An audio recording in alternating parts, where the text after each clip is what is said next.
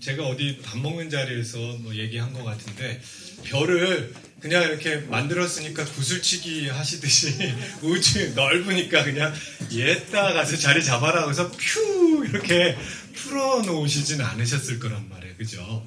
예. 그래서 하나님께서 그 위치도 정해주시고 또 각각 그 이름, 오늘은 뭐만 해야 되나? 하여튼 이름에 대한 것만 좀 해볼게요.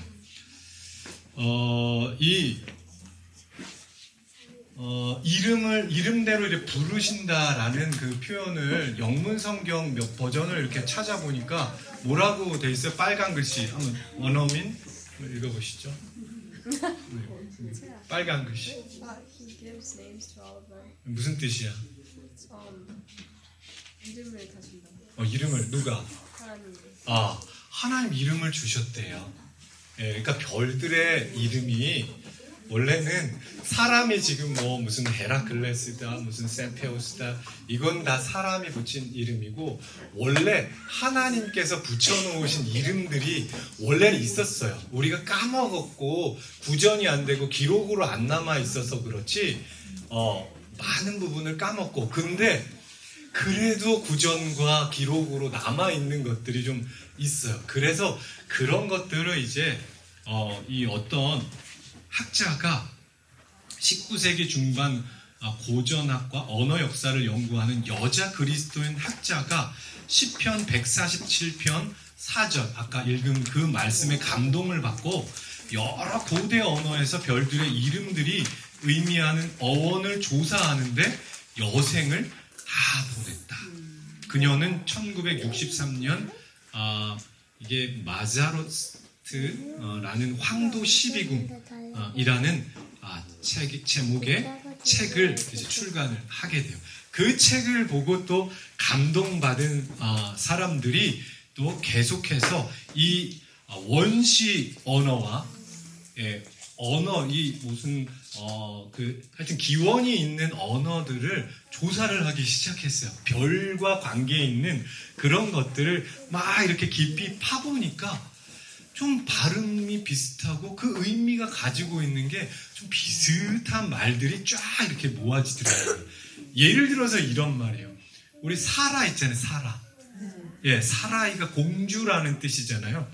근데 영어는 그게 써라는 뜻이고, 예, 이 그 고대어에 파생된 이 시리우스라는 말 있잖아요. 우리 별의 이름, 예, 그게 다 그런 비슷한 오시리스, 에사르, 이게 뭐야, 아스와라, 뭐 이런 표현들이 거의 공통적인 어떤 어근을 따르고 또 그 의미들이 아주 비슷하다라는 거예요. 왕자나 공주나 뭐 그죠?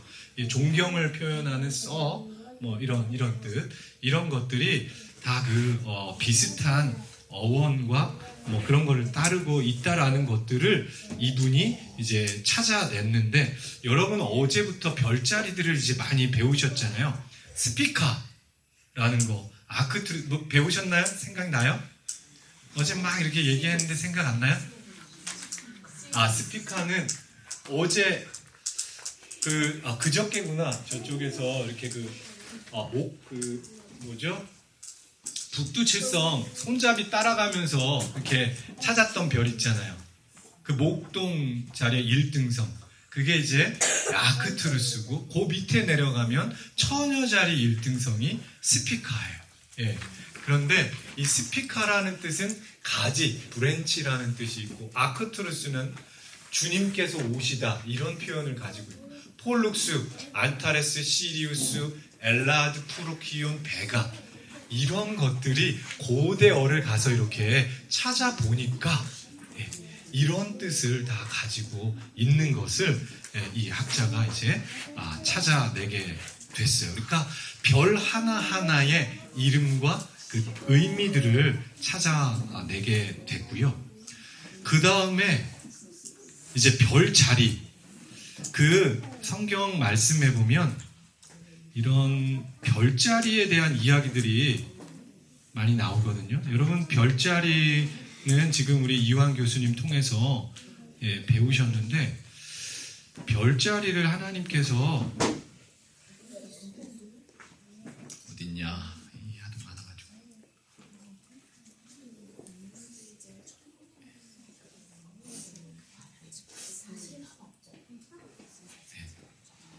그래서 별자리, 별의 이름도 하나님께서 이제 원래 만들어 주셨고 그것들을 이제 찾아내는데 어느 정도 이제 좀 기록들을 조사하는데 성공을 했고 이 별자리라는 것이 있는데 그 아까 제가 처음에 얘기한 게 이 별자리 얘기하려고 했던 게 그 얘기네요. 이렇게 하나님이 별의 위치들을 이렇게 정해 주셨다라는 거예요. 이 베풀다라는 뜻에는 준비하다, 임명하다, 고정하다, 픽스다라는 뜻을 가지고 있어요. 그래서 이 베풀어 두셨다라는 표현이 별자리, 별의 위치를 지정해 주셨다. 근데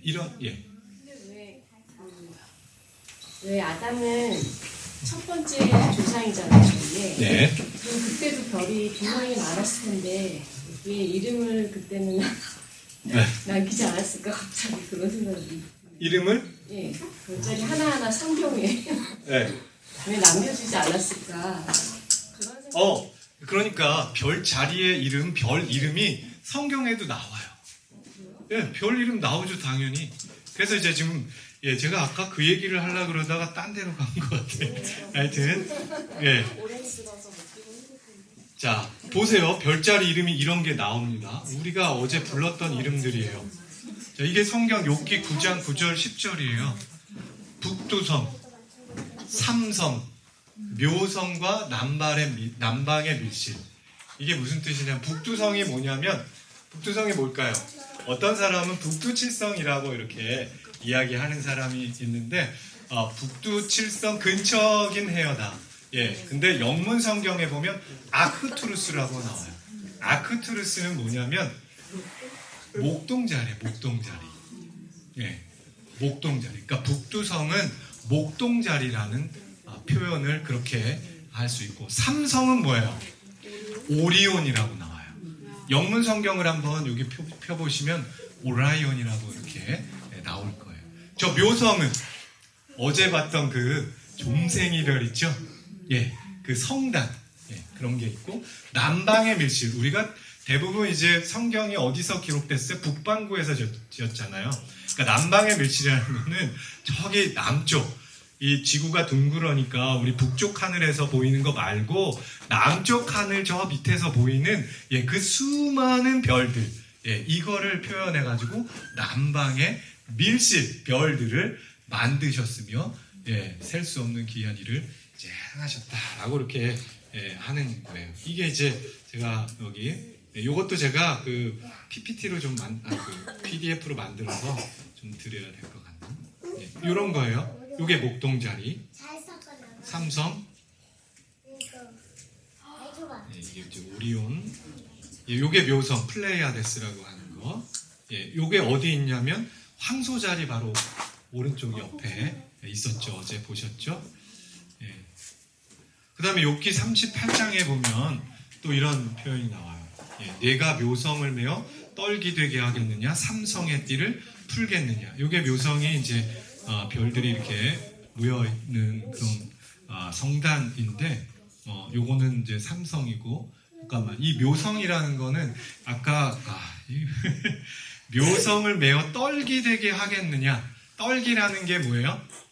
한 떨기, 두 떨기 이렇게 세는데, 꽃들의 무리, 식물의 무더기 이런 걸 세는 거예요. 무더기를 세는 단위거든요. 그래서 떨기 되게 하겠느냐. 하나님이 만들어 놓으신 성단을 네가 이렇게 모을 수 있겠냐. 별들의 무리를 모을 수 있겠냐. 이런 뜻이고, 삼성의 띠를 풀겠느냐. 이런 표현은 삼성이 여기 보니까 허리띠를 메고 있잖아요. 그렇죠? 이 허리띠를 메고 있는데 하나님께서 이 허리띠를 이렇게 요 평면에다가 달아놓은 게 아니세요. 어떻게 하셨냐면 이렇게.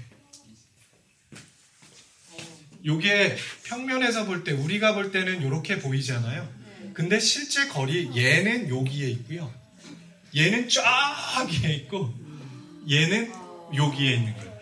그러니까 얘랑 쟤랑은 1300광년 네, 빛으로 그 정도의 거리차를 두고 있어요. 그러니까 사실 띠를 차고 있는 게 아니야. 이미 다 풀어 헤쳐져가지고 그렇게 일렬로 띠로 형태로 보이긴 하지만 다 흐트러져 있는 것이다. 그러니까 욥과 욥의 친구들과 엘리후가 그 하나님이 어떻다 너에게 고난은 하나님께 죄를 지어서 어떤 막 이렇게 나는 아니다 의롭다 막 이렇게 하는데 하나님에 대해서 막 이렇게 판단하니까 하나님이 딱 나타나셔서 내가 묘성을 내어 떨기되게 하겠냐, 내가 바다의 경계를 네가 정했느냐, 너가 구름 속에 올라가서 뭐 했냐, 우리 눈 곳간에 들어갔었느냐, 그러니까 완전히 사람이랑 전혀 차원이 다른 창조주만이 하실 수 있는 그런 얘기를 막 이렇게 꺼내 놓으시는데 그때 이제 이 얘기를 하십니다. 자, 그 다음에 또 별자리 또 나와요. 별자리 여기 엄여운 학생 딴 데 보지 마시고 질문해놓고 자,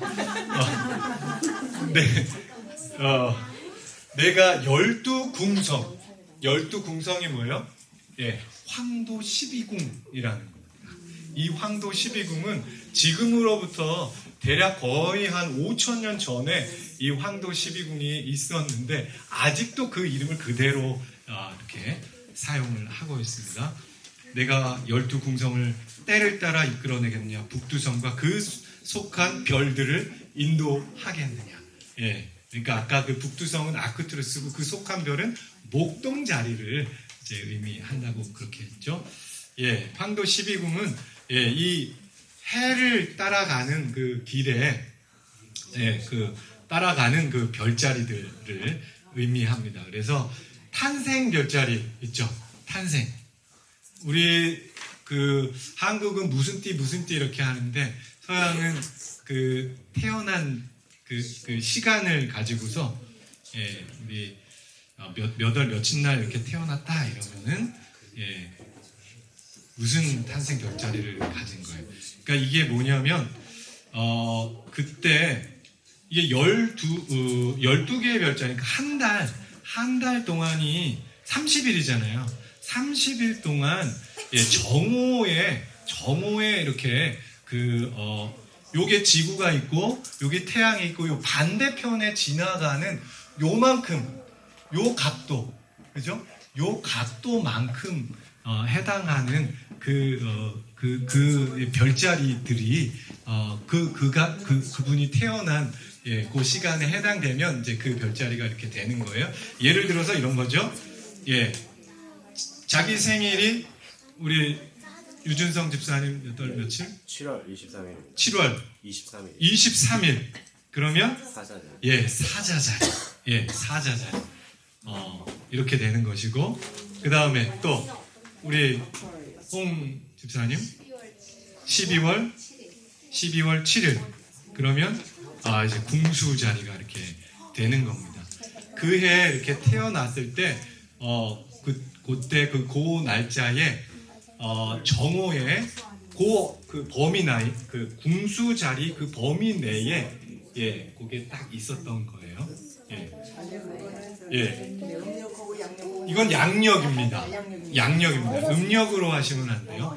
근데 네이버에 그걸 계산하는 게 있습니다. 그냥 음력 6월 1일은 양력으로 이렇게 하면 착 이렇게 보여집니다. 그리고 연도를 써야죠. 몇 년, 몇 월, 며칠 이렇게 쓰면은 나오게 이렇게 됩니다. 자, 하여튼 그래서 이런 별 자리들이 있는데 조금 더 설명을 할까요? 기원, 그러니까 5,000년 전부터 이런 별자리들을 연구하기 시작했고, 다 목동들이 사실은 이 밖에서 양치다가 이 동물 모양 이런 걸 가지고서 그렇게 별자리를 짓기 시작했고, 그것이 아직까지도 5,000년이 지났는데도 이렇게 지금 이어져 오게 된 겁니다. 이게 이제 황도 12궁 얘기였고, 그런 게 이제 다시 기원전 2,000년 전에 우리 이집트에서도 이제 천문학이 이렇게 발전하게 됐는데, 그때 이제 이런 신과 영웅들 뭐 이런 이름들을 여기다 막 집어넣어가지고 막 신화 얘기로 그렇게 뒤바꿈하게 됩니다. 사실 원래는 하나님께서 별 자리도 만들어 주셨고 그 이름도 지어 주셔가지고 다 의미를 가지고 사실 우리가 하나님을 알 수 있는 그런 길을 좀 준비해 주셨는데 그것이 지금 완전히 막 뒤섞여가지고 사실은 별자리 하면은 무슨 자꾸 엉뚱한 하나님 생각을 거의 안 하게 만드는 길로 지금 빠지게 이렇게 됐죠. 갈대아인들이 처음으로 이제 별자리를 연구하게 됐는데 갈대아인이 그 바벨론이잖아요. 바벨론의 그 학술 거기에 사실은 이 점성술 뭐 이런 그런 게 있었는데 여기 술객이라고 하는 그 술객 있잖아요. 영어로는 뭐예요? 예, 천문학자. 예, 그래서 그때도 이미 천문학을 연구하는 그런 사람들이 그 신상 해석할 때 다니엘과 그 친구들을 부를 때 같이 이렇게 왔었어요. 천문학자들이. 예.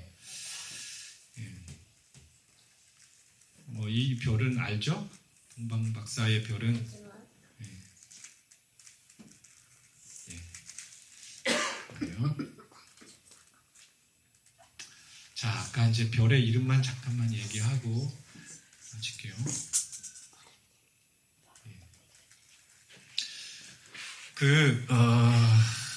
이걸 얘기할까? 제가 지금 원래 이렇게 얘기하려고 준비한 게 아니어가지고 잠깐만요. 그러면 쉽게 우리 의미들은 나중에 좀 더 설명하고요. 아까 우리 이완 교수님도 좀 설명은 하긴 하셨겠지만은 이게 이제 봄철 별자리인데 이 봄철 별자리에서 어떻게 우리가 하나님을 좀 생각할 수 있을까라는 그런 건데 아까 이 북두성 요게 북두성과 그 딸린 별자리가 요거예요. 요게 이제 목동자리라고 하는 건데 이런 것들을 이제 하나님께서 인도하신다. 근데 사실 그 큰 의미에서는 얘네까지 전부 사실 얘와 딸린 별자리는 이 북두칠성 뭐 얘네도 다 사실은 의미해요. 그래서 가끔 북두성 뭐 이렇게도 얘를 이렇게 지칭하기도 하는데 하여튼 이 별자리들 그렇고요. 근데 어제 제가 그때 그저께 별 보면서도 좀 설명했지만 요게 이제 예수님을 상징하는 북두성, 우리나라 말로는 대각성, 영어로는 이제 아크투루스인데 이 뜻은 주님이 오신다라는 그 뜻을 가지고 있고 그 상징하는 별자리는 목동, 목자, 양치기 뭐 이런데 이 예수님을 상징하는 이 별자리랑 얘네들이 관계를 가지고 있잖아요. 처녀의 몸을 입고 오신 예수 그리스도잖아요. 또 요거는 지금 사자자리인데 예수님은 12지파 가운데 어느 지파로 오셨어요? 유다 지파로 오셨잖아요. 그래서 유다의 상징인 요 사자, 유다 지파의 처녀의 몸을 통해서 오신 목자이신 예수님. 이렇게 해서 예수님의 탄생을 이 봄철 별자리에서 우리가 좀 생각을 해볼 수가 있어요. 자, 그 다음에 이제 여름철로 이렇게 와보면 목동이 어디 있어요? 목동이 여기 있죠? 그죠? 예수님 상징하는 목동이 여기 있고, 그 다음에 사단을 상징하는 애들도 많아요. 보면은 여기 뱀 우선 있죠. 여기 뱀. 여기 정갈 있죠. 저기 용이 있어요. 용 이렇게. 여기 뱀. 근데 여기에 보면 이렇게 왕관이 있네요. 유다 지파는 예수님이 왕이라는 뜻이거든요. 유다는 왕위를 잇는 그런 그런 되잖아요, 그죠? 말이 자꾸 생각이 안 나죠. 잠이 부족한지. 하여튼 그래서 요 왕관을 사실 예수님이 여기 쓰고 계시면 좋겠는데 이렇게 내려놓고 계시잖아요, 그죠? 근데 정확하게 요 뱀하고 이 목동하고 딱 그 사이에 왕관이 있죠, 이렇게. 예, 그래서 뱀이 혀를 알름거리면서 왕관을 호시탐탐 노리는 대쟁투가 이렇게 보여지는 거죠. 예, 왕관을 놓고 이 지구의 그 주도권을 가지고서 이렇게 싸우는 거잖아요, 그죠? 예, 이렇게 싸우는데 땅꾼이 나타나가지고 이 뱀 주인 자리, 땅꾼 자리인데 얘가 나타나가지고 이 뱀을 딱 제압해요, 목관으로.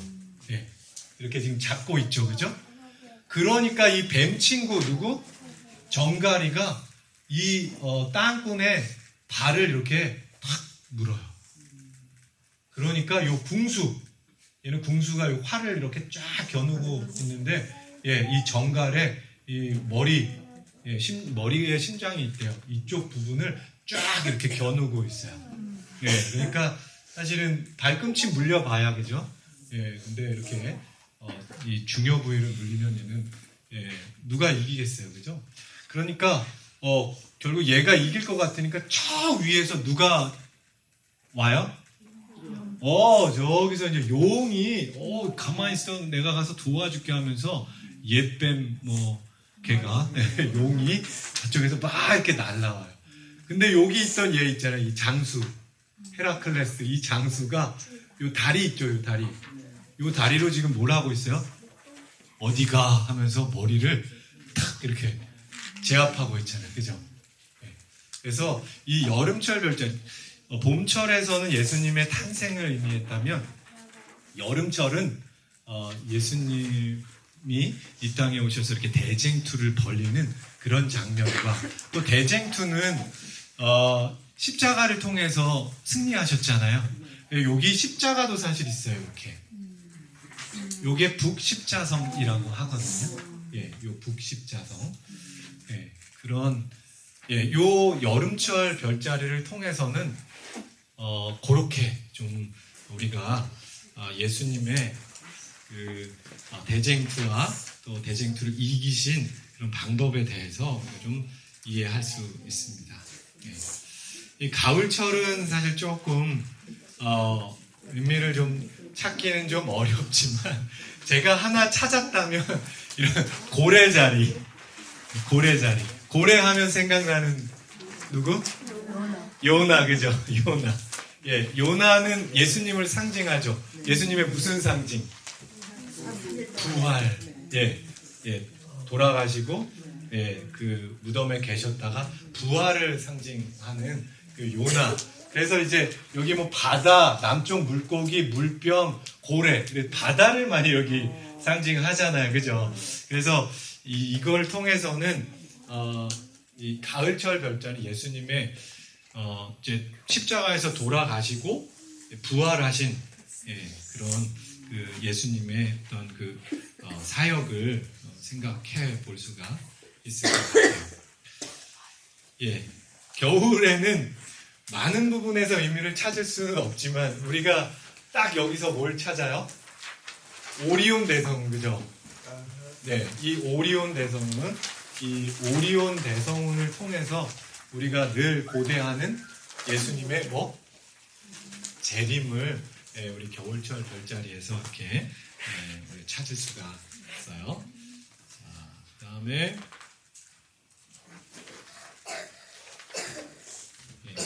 그런데 이게 꼭 제 얘기만은 아니에요. 제가 다 꾸며낸 얘기나 이런 건 아니고, 사실 아까 연구했던 분 있잖아요.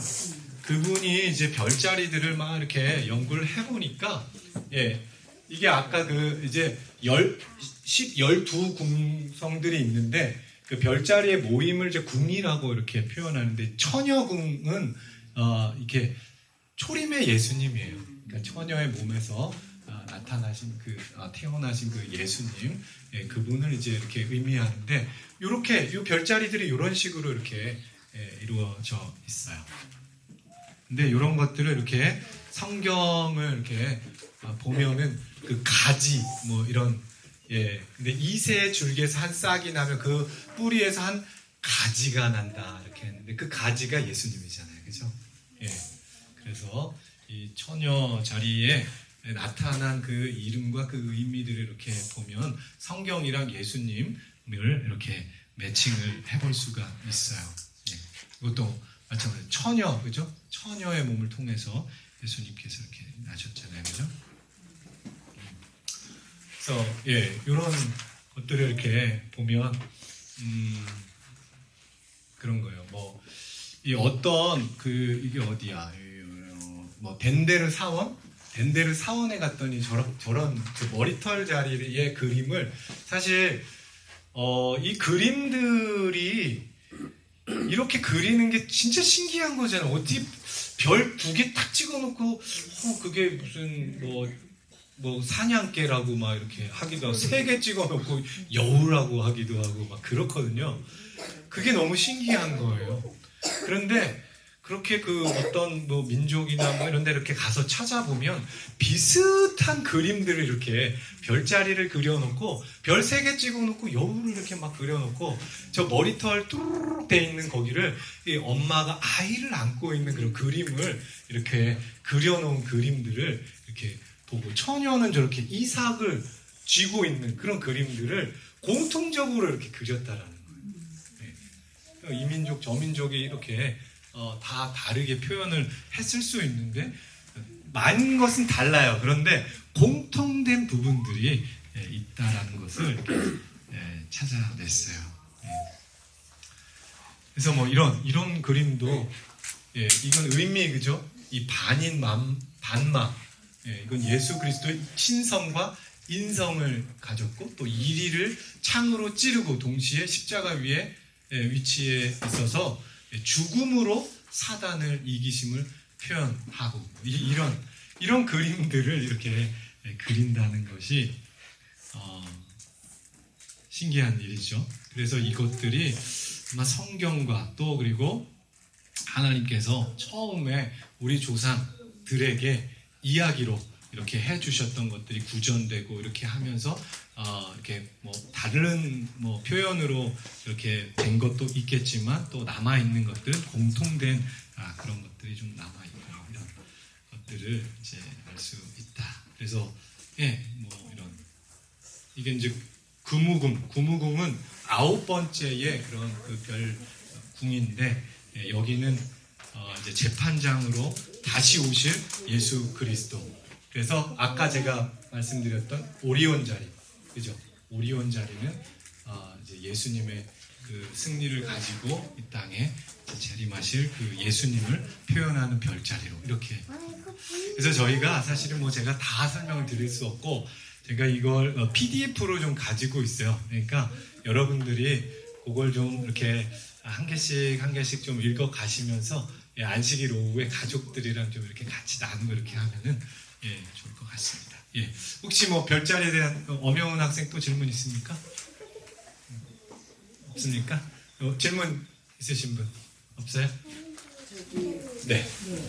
그 별자리는요, 봄철, 여름철, 가을철, 겨울철 했는데 그게 하늘에서 다 나타나는 거예요. 봄, 여름, 가을, 겨울 별자리. 네네. 사실 별자리는 별은 항상 있어요. 봄, 여름, 가을, 겨울 이제 항상 있는데 별자리는 언제 보여요? 별이 밤에 보이죠. 그 계절 별자리는 우리가 별이 뜨는 시간부터 잠자기 전까지 잠을 보통 한 10시 정도에는 자잖아요. 그러니까 10시 이전에 우리 동남쪽 하늘 쪽에 이렇게 치우쳐 있는 별자리를 그 계절의 별자리라고 해요.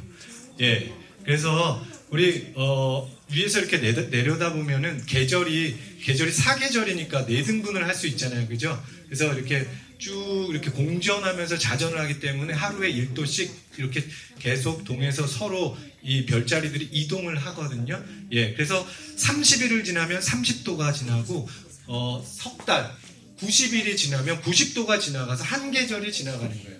그래서 12월, 1월, 2월 이러면 겨울철 별자리가 샥 이렇게 지나가게 되는 거예요. 그래서 지금은 낮에 떴던 별자리들이 지금은 이제 봄이 있잖아요. 그래서 가을이 되면 얘가 이제 지금 여기는 지금 별이 안 보이잖아요. 저기 남쪽인데, 예, 가을이 되면 계속 차츰차츰 1도씩 지나가가지고, 예, 지금 떴던 이 별자리들이 결국 밤에 이제 남쪽 하늘에 보이게 되는 거예요. 예. 네. 어제도 그랬고 전에도 그랬고 포인터로 찍으면서 봄철 별자리, 가을철 별자리 그런 게 너무 이상해가지고서는 그랬어요. 그게 아마 그런 것 같아요. 공간 개념이거든요. 그러니까 여기가 여기가 태양이고 여기가 지구란 말이에요. 그죠? 지구가 시계 반대방을 이렇게 공전하잖아요. 이제 여기 가운데로 가셔야 돼요. 이렇게 공전하면은 지구가 있다면은 여기 우리 은하계니까 별들이 다 있을 거예요. 둘러쌌잖아요. 둘러쌌는데 여기가 봄이란 말이에요. 여기가 봄이에요. 봄이 됐으면 이 태양 쪽은 안 보일 거 아니에요. 이 뒤에 분명히 별들이 있는데 안 보여. 주로 여기부터 여기까지 보여요. 그죠? 그런데 지구가 어떻게 돌아요? 시계 반대로 돌죠. 요렇게 돌 때 밤이죠. 내가 밤이고 태양이 뜨고 이렇게 꼴가닥죠. 꼴가닥 질 때부터 이제 밤하늘의 별들이 보이기 시작해. 그래서 만일에 봄이라면 이렇게 여기 위치에서 보이는 태양 반대쪽 여기가 봄철 별자리예요. 태양 반대쪽. 만일에 지구가 공전해서 여기 있으면 이쪽 방면에 있는 우리 은하수의 별들 바라보이는 거는 여름 별자리. 그죠? 여기는 가을 별자리, 여기는 겨울 별자리. 그러니까 겨울에도 초저녁에는 태양이 있고 꼴가닥 지면 겨울 별자리가 아니고 서쪽에 지구가 이렇게 되니까 태양이 서쪽으로 지죠. 그러니까 지는 이쪽이 서쪽이에요. 서쪽에는 가을철 별자리가 이렇게 되면서 진단 말이에요. 이게 지평선이야. 지평선이 이렇게 되면 태양이 꼴가닥 지고 나서 여기 가을철 별자리가 계속 이쪽으로 지나간다는 얘기는 가을철 별자리가 지고 여기는 이제 겨울철 별자리. 새벽이 되면 겨울철 별자리가 또 지고 새벽이 되면 이제 겨울 다음에 이제 봄, 여름 별자리들이 보이기 시작해. 새벽이 되면. 그러다가 태양이 올라오면 이제 밝아서 안 보이는 거고. 그렇기 때문에 우리가 태양 주위를 돌면서 그렇게 되는 거예요. 그래서 원래 별자리라는 게 이렇게 칼같이 구분되는 게 아니고 연속성이에요. 그죠? 이 지구에 있으면 계속 우리 은하수의 별들이 있을 거 아니에요. 근데 그거를 계절마다 봄철이면은 춘분 때 밤 9시에 남쪽 하늘에 보이는 태양 반대쪽에 있는 그 별, 그거를 봄철 별자리. 그런 식으로 구분해 놓은 거지, 원래는 이렇게 연속되는. 그걸 물으신 거 그러면은 여기서 보는 이 별자리 표를 가지고 이제 저희가 절을 보러 계절에 나가거나 그러면 이렇게 보려면은 일단 남쪽을 보고 서야 돼요. 아니요. 꼭 그렇진 않은데 남쪽 하늘을 보는 이유는 북극성이 여기 있잖아요. 지구 지축이 이렇게 기울어 있단 말이에요. 그러니까 북쪽 하늘이 북극성이 여기라면 동쪽이 이쪽이죠. 그죠? 그러니까 동쪽에서 별이 이렇게 떠가지고 회전한단 말이에요. 회전하기 때문에 동쪽에서 뜬 별은 남쪽 하늘을 지나요. 남쪽 하늘을 지나서 서쪽으로 져요. 그러니까 모든 별은 이렇게 올라와가지고 동쪽에서 이렇게 올라와가지고 남쪽을 지나서 서쪽으로 지게 돼 있기 때문에 남쪽만 바라보는 것이 별들이 가장 많이 그렇게 관찰할 수가 있고, 요것이 이제 남쪽이죠. 여기 뭐 방위가 있죠. 방위를 보면 여기가 남쪽, 여기가 북쪽. 그러면은 여기가 북쪽이면 여기는 무슨 쪽이에요? 원래 동쪽이어야 되는데 서쪽이에요. 이쪽이 동이고. 왜냐하면 우리가 별을 보는 거는 땅바닥에 별이 있는 게 아니고 이거를 이렇게 보잖아. 이렇게 보니까 이게 이쪽으로 가거든. 그죠? 북쪽 남쪽은 안 바뀌는데 동서는 확가닥 바뀌어. 이거 밤하늘의 별은. 그러니까 동서가 반대예요. 이렇게 하면 반대예요. 그래서 이 테두리가 뭐냐면 지평선이에요. 지평선 위에 별이 있잖아. 이게 지평선이니까 내가 남쪽 하늘을 볼 때는 지평선 남쪽 이방면을 아래로 하고 이렇게 보야지 맞고, 만일에 동쪽을 본다 그러면 동쪽을 쳐다본다면 이 동쪽 여기를 아래로, 지평선이 아래잖아. 그러니까 동쪽을 아래로 보고 해야지 모양이 맞고, 북쪽을 한다면 북쪽을 이렇게 하고 봐야지 모양이 맞고, 서쪽을 하면 이렇게 봐야지 모양이 맞고. 이해되죠? 이 테두리가 지평선이에요. 예, 남쪽, 북쪽, 서쪽, 동쪽. 예, 그리고 바뀐 이유는 이렇게 되니까 바뀌는 거예요. 동서가 바뀌어요. 그죠? 그래서 동서가. 이해가? 이해가 빨리 가면 안 돼요. 벌써 지금이 3월인데 이해가 가면 안 돼. 아직 할 일이 많아요.